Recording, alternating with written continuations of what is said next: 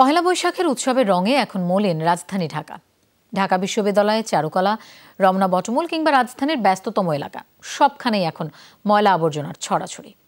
শুধু পহেলা বৈশাখ নয়, যে কোনো উৎসব পার্বণের পর এমনই কুৎসিত রূপ ধারণ করে রাজধানী। রাতভর এসব আবর্জনা পরিষ্কার করে বাসযোগ্য করছেন পরিচ্ছন্নতা কর্মীরা। সুন্দর নগরী নিশ্চিতে সকলকে সচেতন হবার আহ্বান জানিয়েছে সাধারণ মানুষ। আরও জানাচ্ছেন সহকর্মী রুবায়েত হাসান।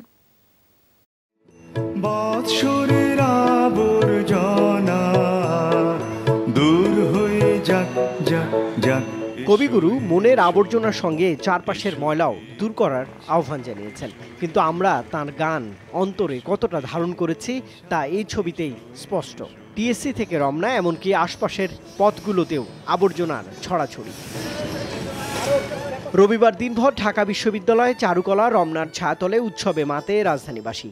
ছিল শুভবোধ জাগ্রতের আহ্বান, কিন্তু শুভবোধোদয় হবে কিভাবে? বাঙালির প্রাণের এই আয়োজন কি তাহলে পরিবেশ দূষণের উৎসবে পরিণত হলো?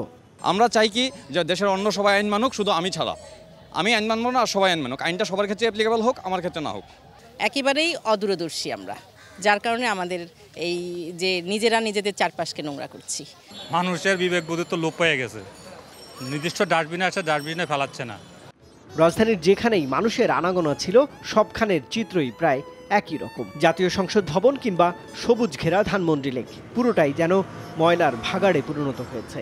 যে জায়গাতে আপনার কন্টেনার আছে, ওই জায়গাতে লোকজন ফালাইতেছে না, রাস্তাঘাটে হাঁটতেছে আর ফালাইতেছে। যাতে এটা পরিবেশটাকে নষ্ট না করে, সেই দায়িত্বজ্ঞানটা যতটুকু থাকার দরকার আমাদের, আসলে আমরা ততটুকু শিক্ষিত হয়ে সেটা অর্জন করতে পারিনি। এই শহর উপযোগী করতে হলে আমাদের আগে পরিবর্তন হতে হবে। আমরা পরিবর্তন হলে শহর উপযোগী হবে। আমরা যদি এগুলো সচেতনভাবে ব্যবহার করতাম, তাহলে এই পরিবেশটা এত নোংরা হতো না।